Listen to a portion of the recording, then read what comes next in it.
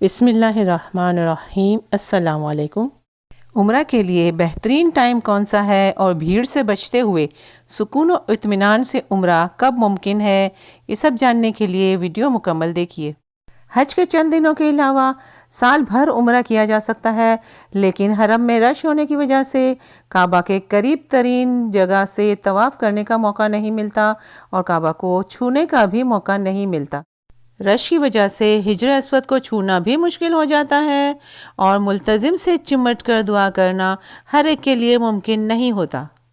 مگر حج کے فوراً بعد اور محرم الحرام کے مہینے میں بیرون ملک سے آنے والے عمرہ زائرین کی تعداد بہت کم ہوتی ہے، جس کی وجہ سے حرم میں بھیڑ نہیں ہوتی۔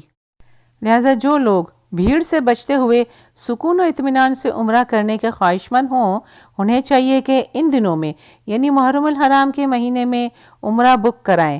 یہ عمرہ کرنے کا بہترین موقع ہے۔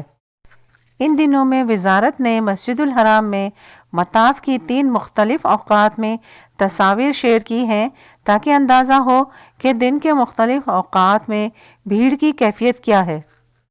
اگر چینل علم کا خزانہ کا سبسکرائب کا بٹن آپ کے پاس ابھی تک ریڈ ہے تو اسے ایک بار کلک کر لیجئے تاکہ حج عمرہ سے متعلق ہر نالج آپ کو وقت پر ملتی رہے۔